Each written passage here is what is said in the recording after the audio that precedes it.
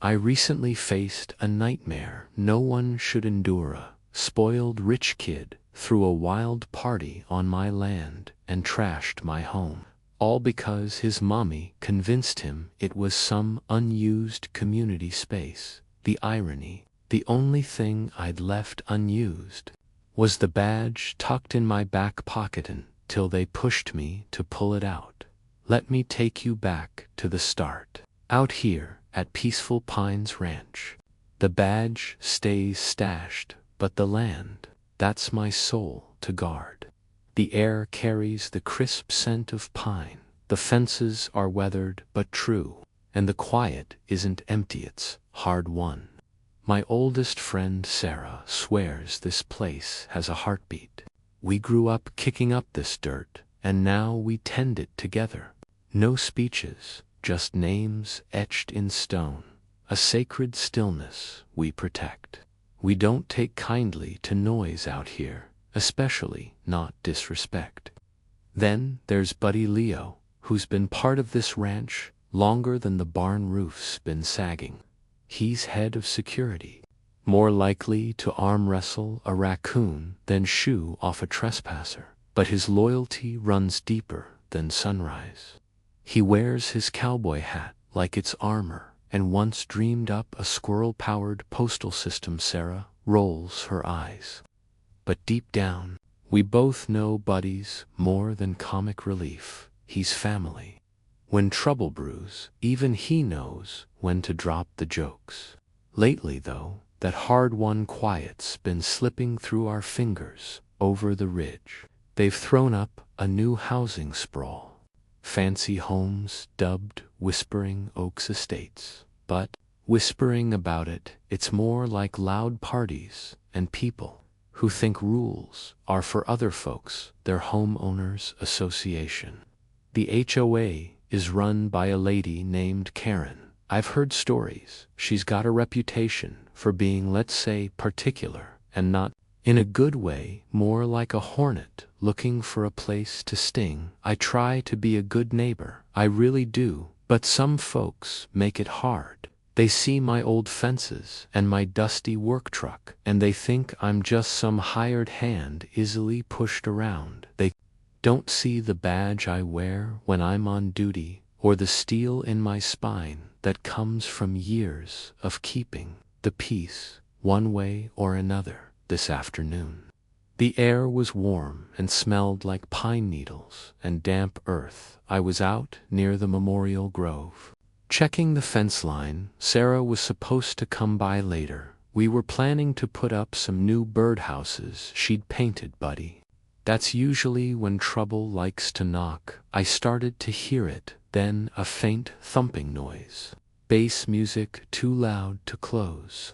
My gut tightened. I've learned to trust that feeling. It usually means someone's forgotten where their property ends and mine begins, or worse, they just don't care. I sighed. Looked like my peaceful afternoon was about to get a little less peaceful. I wondered, not for the first time, what real justice even looks like when you're dealing with folks who believe their money buys them a different set of rules. Was it about making them pay a fine, or was it about making them understand that some things like respect aren't for sale? The thumping got louder. Here we go. I thought I just hoped it wouldn't be too bad, but a little voice in my head, the one that's usually right, told me not to count on it. What was waiting for me over that rise? Peaceful Pines Ranch isn't just a piece of property, it's a promise I made a long time ago. It belonged to Sarah's grandpa, Old Jedi, a veteran himself from a war most folks have forgotten. He believed that nature could heal parts of a person that nothing else could touch. When he passed, he left it to Sarah and me, with one condition, that it'd always remain a place of sanctuary, especially for those who'd served. That's why the Veterans Memorial Grove is the heart of this ranch. It's not fancy, just a circle of stone benches under the oldest pines, a simple granite marker with an eagle carved on top, and a list of names, local folks who gave everything. Sarah and I. We tend to it ourselves. We plant flowers, keep the stream clear. It's a sacred duty. She often says that every tree, every stone here holds a memory, a piece of someone's story, and she's right. You can feel it when you're there, a deep, abiding quiet that speaks louder than any words. My job as county sheriff often feels a world away from the peace of this ranch out there I deal with. The messy side of life, disputes, crimes, people at their worst. But here on the ranch, I recharge. I remember what I'm fighting for. Balancing the two isn't always easy some days. I'm mucking out stalls in the morning and chasing down a suspect by afternoon. But the land keeps me grounded. Sarah is my rock. Through it all, she's got a calm strength that can steady a stampede. She doesn't preach, but her belief in doing the right thing, in treating everyone with fairness, it's a compass for me, she knows. The pressures of my job, the times I come home weary and wondering if I've made any difference at all. Whispering Oaks Estates development was a tough pill to swallow from the start. They clear-cut a whole hillside of old-growth trees to build those oversized houses there. HOA, led by this Karen person, quickly became known for its aggressive tactics. They'd send out violation notices for things like leaving your garden hose coiled the wrong way or having a flag that was, in their opinion, aesthetically displeasing. Were not part of their HOA, thank goodness. The ranch is zoned agricultural and predates their fancy development by nearly a century, but that didn't stop them from trying to extend their reach. A few times Karen herself had called my office, the sheriff's office, to complain about eyesores on my property, meaning my perfectly functional, if a bit rusty, farm equipment, or the smell of manure, which last I checked is pretty normal for a working ranch. Each time I politely explained zoning laws and property rights. Each time she'd huff and hang up, clearly annoyed that she couldn't just boss everyone around. Sarah would just sigh and say, "Some people have too much time and not enough kindness, Tom." Buddy Leo had his own unique ways of dealing with the HOA folks. Once, a couple of their residents wandered onto our land looking for a shortcut to a hiking trail they'd seen on some map. Buddy, the migratory patterns of the North American snipe. They emerged hours later, scratched, bewildered, and convinced our ranch was haunted by a crazy old mountain man. Sarah had to smooth that one over with a batch of her famous apple pie and a sincere apology, but even she had to hide a smile later. It's these little clashes, these constant reminders that our new neighbors lived in a different world with different values that kept me on edge. It felt like a slow burn, a pressure building. I kept thinking about old Jedediah's wish for this place to be a sanctuary.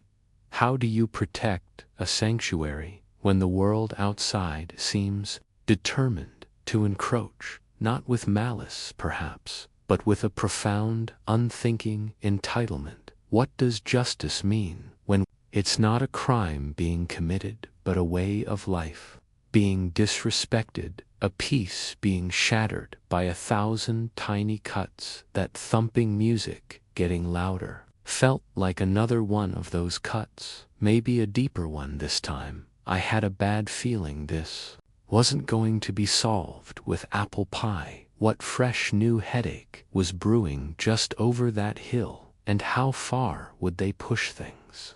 Today, I crested the small hill that separated the main part of the ranch from the boundary with Whispering Oaks, and the scene that unfolded made my jaw tighten. It wasn't just a little music spilling over, it was a full-blown party, and it was squarely on my land. A large, garish marquee tent, the kind you rent for fancy events, had been erected not 10 feet from the entrance to the Veterans Memorial Grove. Pink and gold balloons were tied to the fence posts, my fence posts. A DJ booth was set up, blasting music so loud the ground vibrated, and dozens of teenagers dressed in clothes that probably cost more than my monthly mortgage payment were dancing, shouting, and generally making a mess. Plastic cups and plates were already littering the grass, my grass. Before I could even take a step forward, a young man detached himself from the crowd and swung towards me. He was tall, thin, with expensively styled blonde hair, and a smirk that just begged to be wiped off. He looked me up and down, taking in my work. Boots, dusty jeans, and worn flannel shirt. "Hey, Grandpa," he said, his voice dripping with condescension. "Lost your way?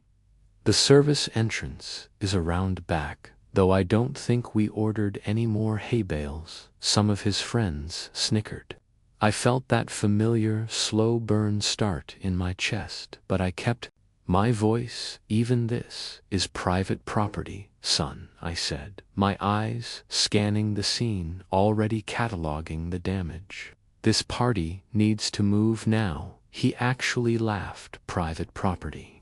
Dude, this is my birthday bash, Preston's 19th, and my mom said we could use this field. Said it's like unused community land or something." He waved a dismissive hand towards the Memorial Grove. Besides, Hood missed this patch of weeds that hit a nerve. "A very raw nerve, that patch of weeds, as you call it," I said, my voice dropping a notch. "Is a memorial for veterans, and this is Peaceful Pines' ranch." "My ranch, you're trespassing." Preston just rolled his eyes. "Whatever, old timer. Look, my mom is Karen Miller, president of the Whispering Oaks HOA. She handles all the boring stuff. Why don't you just toddle off and let us party? Or, hey, grab a drink, loosen up." He gestured with a red plastic cup. "Unless you're like the fun police." More snickers from his entourage. Just then, Buddy Leo came puffing up beside me, his face redder than usual. He'd clearly heard the commotion.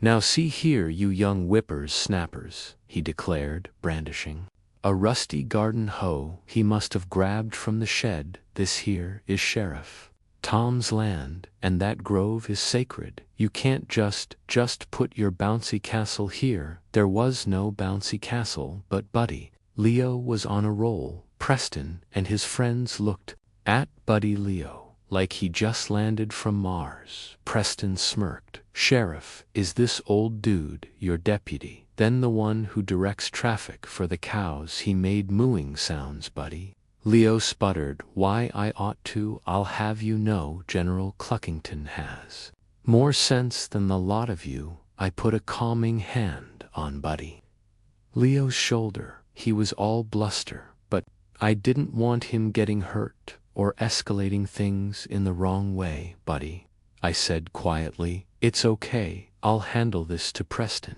I said, my voice firm, leaving no room for argument. "This party is over. You have 10 minutes to clear your guests and your equipment off my property, or I'll have you removed for a second." His friends, a girl with bright pink hair, stage whispered, "Ooh, scary farmer man is going to call the sheep." Verbal warning given, ignored, disrespect, escalating property damage, occurring. What defines real justice here? Is it just getting them to leave, or is there a bigger lesson that needs to be taught? About respect, about boundaries, about the fact that know your mommy's HOA position doesn't make you king of the world. I knew this was just the first round, and I had a feeling Preston's mom, Karen, would be making an appearance soon. Things were about to get a whole lot more complicated before they got simpler. What would she do when she found out her son's party was on the sheriff's land, and that the old farmer was the one who could enforce more than just property lines. The 10 minutes I gave Preston came and went. Not only did they not start packing up, but more cars started arriving, parking haphazardly along my fence line, some even driving right onto the pasture. The music got louder, if that was even possible. A couple of enterprising teens had started a bonfire, dangerously close to a stand of dry pine trees. My pine trees, the ones Sarah and I had babied for years. I saw a group throwing empty beer cans towards the entrance of the memorial grove, laughing as they clattered against the old stone archway that was like a physical blow. That archway had been built by Jedediah's own hands. Preston, emboldened by my lack, he sneered, "And look, we're still here. What you going to do? Bore us to death with stories about the good old days?" His friends howled with laughter. My mom, Karen Miller, you know, HOA president. Karen, she said, if some local yokel gave us any trouble, she'd handle it. She's got lawyers. Really good ones. They eat guys like you for breakfast. He puffed out his chest. So are we going to have a problem here, buddy? Leo was practically vibrating with indignation. A problem, you ungrateful, disrespectful galamphibian? He spluttered, clearly searching for the worst insult his vocabulary could muster. This land is sacred. You're dancing on the memories of heroes. He actually had tears in his eyes. He loved this ranch as much as Sarah and I did, in his own unique way. He started trying to shoo people away from the memorial path, flapping his videos with their phones, probably for their social media. Look at the crazy old one, shouted. My heart ached for Buddy Leo, for his earnest, clumsy defense of something so precious. I pulled out my phone, not to call for backup just yet, but to start documenting methodically. I took pictures of the license plates, the overflowing trash bins, the damage to the grass where they'd driven the bonfire, the kids clearly drinking. Underage Preston watched me, a flicker of something, maybe uncertainty in his eyes.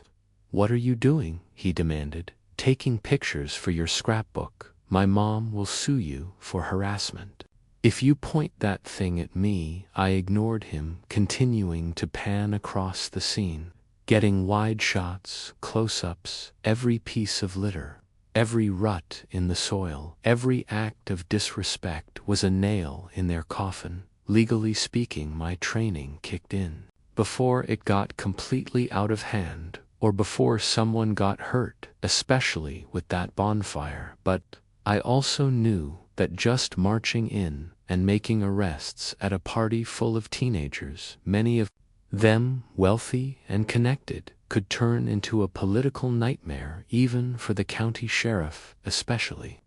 If Preston's mom, Karen, was as litigious and influential as he claimed, I needed to handle this smart Preston, I said, my voice calm but cold as a winter morning. This is your final warning. Shut down the party. Get these people off my land. Clean up this mess, or the consequences will be far more severe than you can imagine.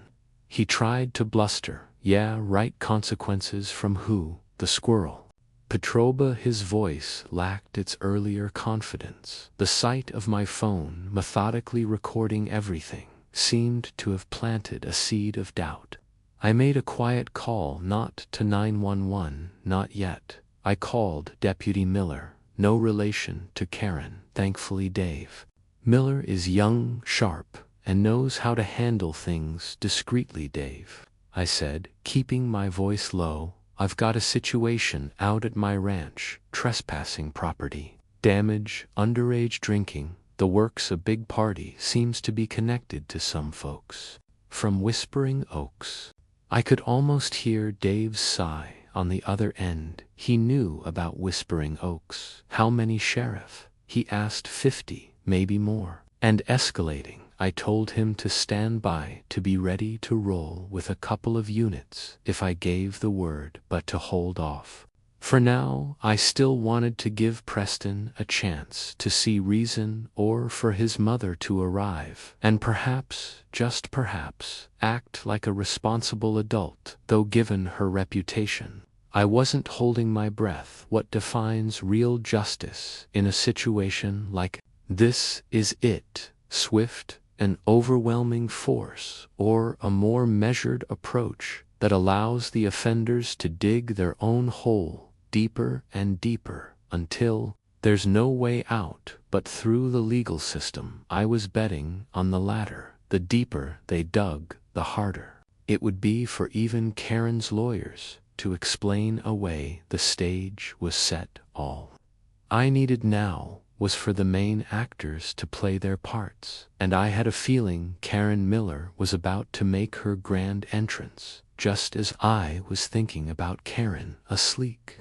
black SUV, the kind that costs more than my annual salary, roared up the dirt track leading to the party. Spitting gravel and dust, it screeched to a halt, and out stepped a woman who practically radiated entitlement. She was immaculately dressed blonde.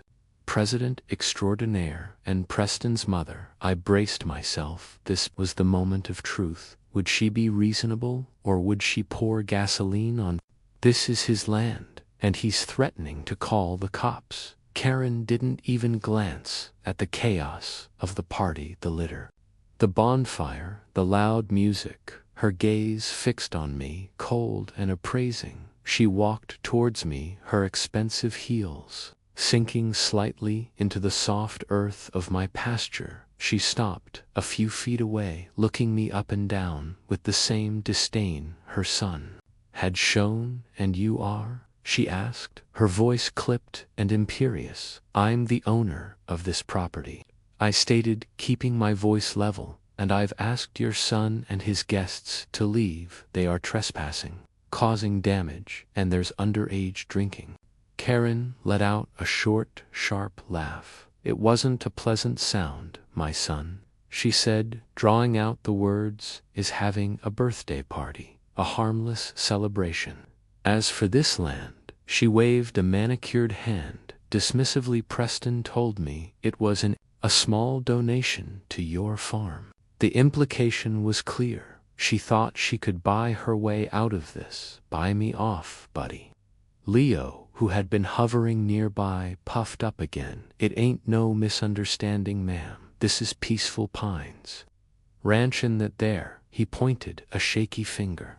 Buddy Leo, a look that could curdle milk. "And who is this person?" she asked me, as if Buddy Leo wasn't even there. Before I could answer, she turned back to me, her eyes narrowing. "Let me be clear. My son and his friends are not going anywhere. I am Karen Miller, president of the Whispering Oaks Homeowners Association. I have considerable influence in this county. If you persist in harassing these children, I will." Unsafe structures, improper waste disposal, maybe even animal neglect. Her voice was soft, but the threat was unmistakable. This wasn't just a mother defending her son anymore. This was a declaration of war from the queen of the HOA. This was the twist. It wasn't just about a spoiled kid. It was about his mother, a woman who wielded her power like a club, and who clearly believed she was above any law that inconvenienced her. My methodical mind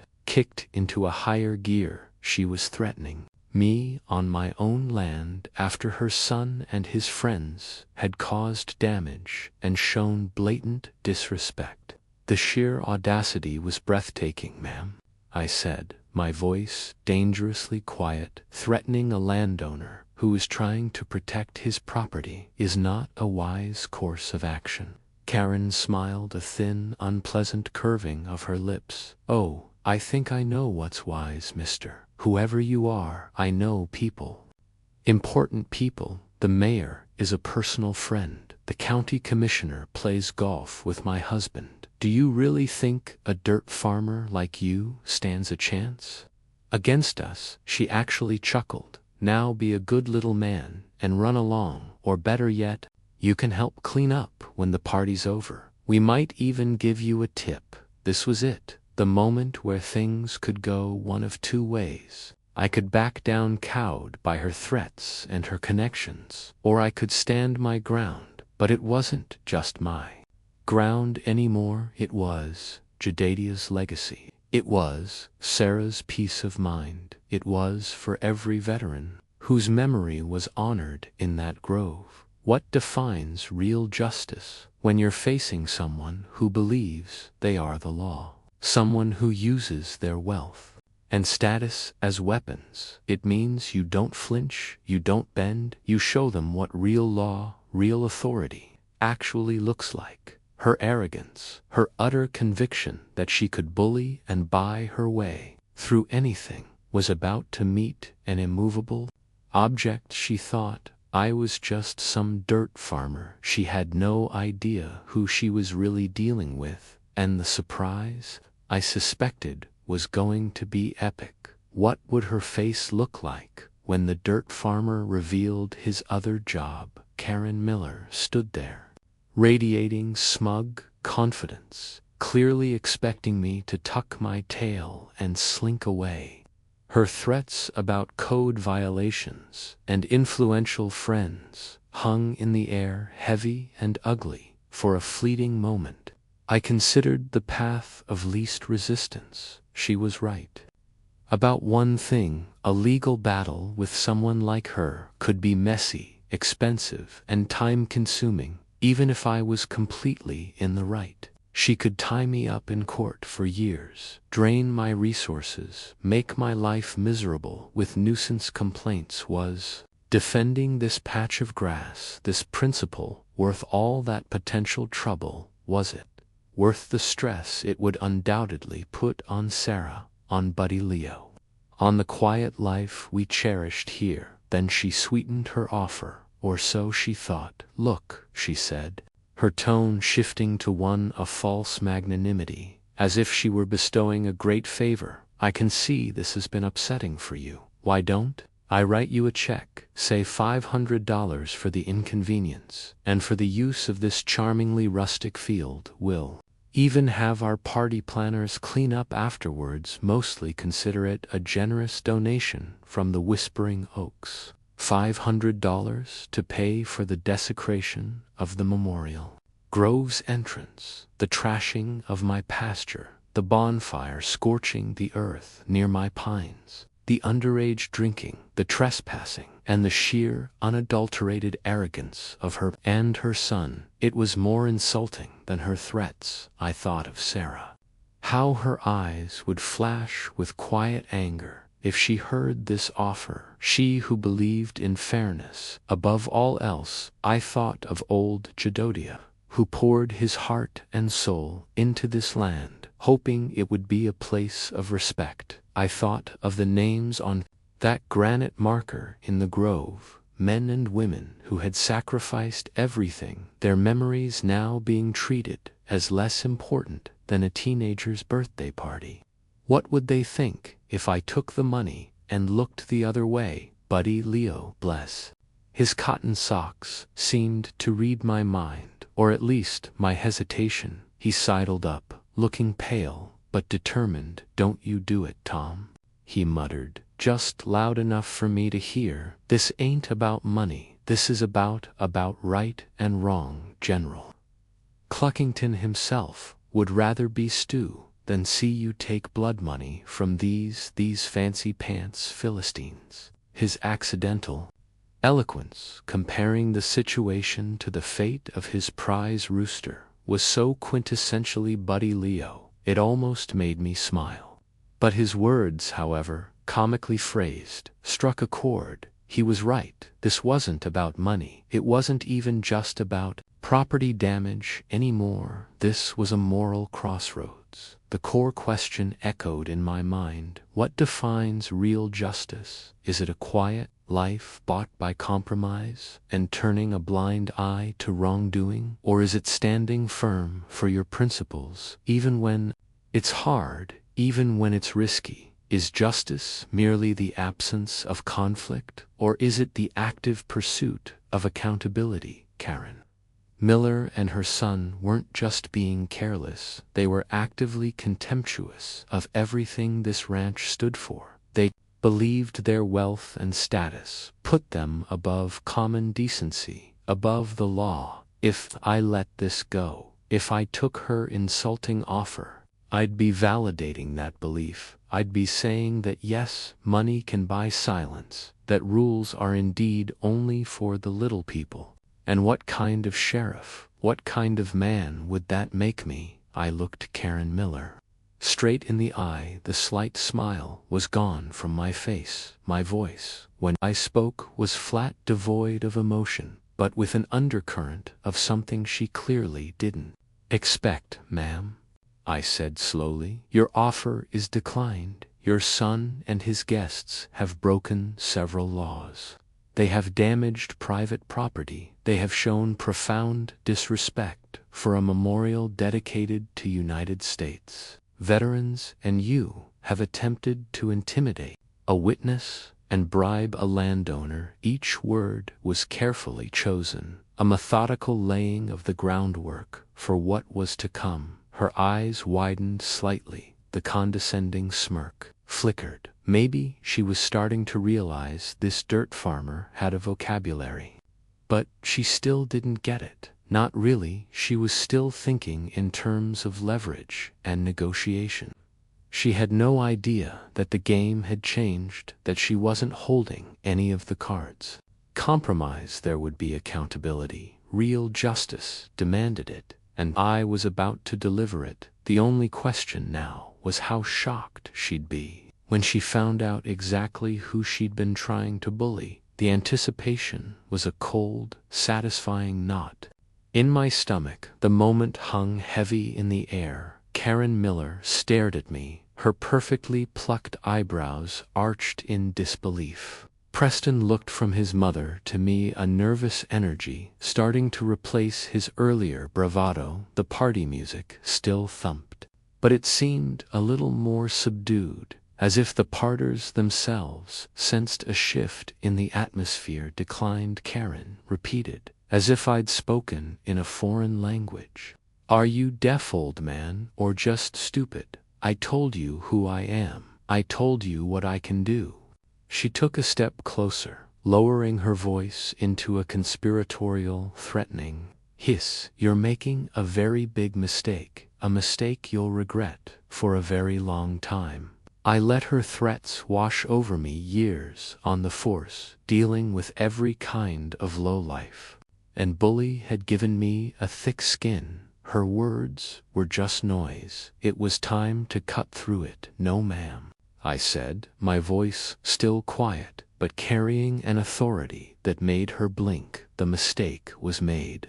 When your son decided to throw his party on my land, it was compounded when he and his friends damaged property and disrespected a veterans memorial. It was further compounded when you arrived and decided to threaten and attempt to bribe me instead of taking responsibility. I took a deliberate step towards her, not menacing, but firm, closing the distance she had tried to maintain with her arrogance. You seem to be under several misapprehensions. First, this is Peaceful Pines Ranch, and I am indeed the owner. Second, your son and his guests are in violation of several county ordinances and state laws, including trespassing, vandalism, providing alcohol to minors, and potentially others. Preston actually whimpered a little. Mom, he started, but Karen shot him a silencing glare. She turned back to me, her face a mask of fury. How dare you? You have no idea who you're talking to. I'll have your farm condemned. I'll die. I didn't let her finish. I reached slowly into my back pocket, the one where I always kept it when I was on the ranch, just in case. Her eyes followed my movement, a flicker of uncertainty in their depths. Was she expecting a weapon, a white flag? She clearly wasn't expecting what I pulled out. It was my badge. Sheriff Tompkins County. I held it up, the polished silver, catching the afternoon sun. Actually, ma'am, I said, my voice ringing out now, clear and official, cutting through the party noise. I have a very good idea who I am. I'm Tom Reynolds, and I'm the sheriff of this county. The silence that fell was instantaneous and absolute. The music seemed to die on the spot. Every head turned. Preston's jaw dropped so far it nearly hit his expensive sneakers. Karen Miller froze her face, going from crimson. She was utterly, completely speechless. It was, I had to admit, deeply satisfying. Buddy Leo, who had been watching with wide. He then promptly stumbled over a discarded party streamer and nearly did a faceplant, which thankfully diffused some of his overexcitement but did little to break the stunned tableau of Karen and her son. I let the reality sink in for them for a good 10 seconds. Then I reached for the radio on my belt. Dispatch, this is Sheriff Reynolds. I said, my voice all business now. I'm at Peaceful Pines Ranch, my private property. I have a large number of trespassers, significant property damage, evidence of underage drinking, and I've just been threatened and offered a bribe by a civilian attempting to obstruct an investigation. I need multiple units for crowd control, evidence collection, and arrests. Advise responding units. The primary suspects are Preston Miller and his mother, Karen Miller, of Whispering Oaks Estates. The dispatcher's voice, calm and professional. Crackleback, copy that. Sheriff units are en route. ETA 5 minutes. I looked at Karen. Her face was a mixture of horror, disbelief, and dawning panic. Preston looked like he was about to throw up the dirt. Farmer had just called in the cavalry. The party, it was safe to say, was officially over, but the real question remained. Faced with the full force of the law she so clearly disdained for others, how would Karen react now? Would she finally understand what real justice felt like when it knocked on her own door? The wail of sirens, faint at first, then growing rapidly louder, sliced through the shocked silence. Karen Miller's head snapped up, her eyes darting towards the sound like a cornered animal. The color had drained completely from her face, leaving behind a pasty, desperate look. Preston was openly trembling, his earlier arrogance replaced by a pathetic fear. Most of the partygoers, the ones old enough to understand the implications of multiple police units arriving, were starting to scatter, or at least trying to look inconspicuous, which was hard to do in fluorescent party gear. Amidst a field of cowpeas, my deputies began to arrive, lights flashing, a caravan of black and whites pulling onto my pasture, careful to avoid the worst of the ruts. Preston's friends had made. Deputy Dave Miller was in the first car, and he gave me a grim, professional nod as he stepped out. He took in the scene, the trashed field, the panicked teenagers, Karen and Preston, standing like statues of guilty dread, and got right to work, directing his fellow officers secure the perimeter. Nobody leaves until they are dead. Start with the individuals by the bonfire. Check for intoxicants. His voice was calm but firm, the voice of authority that these kids, and especially Karen, hadn't recognized in me until it was too late. Just when I thought things were proceeding in an orderly if tense fashion, the second twist of the day unfolded. A man older, well-dressed in a golf shirt and expensive slacks, who I later learned was Karen's husband, Preston's father, and a prominent board member of the HOA, Mr. Richard Miller, suddenly broke from a small group of adults who had been hovering near Karen's SUV. He had a panicked look on his face. He made a belly, not for his wife or son, but for the DJ booth, which was still set up near the damaged entrance to the Veterans Memorial Grove. Before anyone could react, he ducked behind it. I saw him fumbling with something, then trying to stuff a small metallic lock box into a large, empty speaker casing. What on earth was he doing? My instincts screamed that this was more than just trying to hide some embarrassing party supplies. Hold it right there, I yelled, already moving towards him. Two of my deputies, seeing my reaction, converged on the DJ booth from the other side. Richard Miller looked up, saw us coming, and his eyes went wide with sheer terror. He made a desperate attempt to shove the box further into the speaker, then tried to bolt. He didn't get far. Deputy Rodriguez, a former college linebacker, tackled him cleanly around the waist. They both went down in a heap next to a pile of discarded pink balloons. The lock, Karen Miller to see, were not party favors. It was a neat stack of cash, a set of very precise digital scales, and numerous small plastic baggies containing what looked suspiciously like illegal narcotics. A collective gasp went through the remaining crowd. Karen let out a strangled cry. Richard, what have you done? Preston just stared, his mouth agape, looking like his entire just about trespassing teenagers and an arrogant HOA president anymore. This was potentially about drug distribution on my land at a party for minors. The seriousness of the situation had just escalated tenfold. Richard Miller, HOA board member, pillar of the Whispering Oaks community, was now thrashing on the ground, being handcuffed, yelling about misunderstandings and planted evidence. His desperate act to hide that box had just blown this whole sordid mess wide open. My best friend Sarah always used to say, when you shake a rotten tree, you never know what's going to fall out.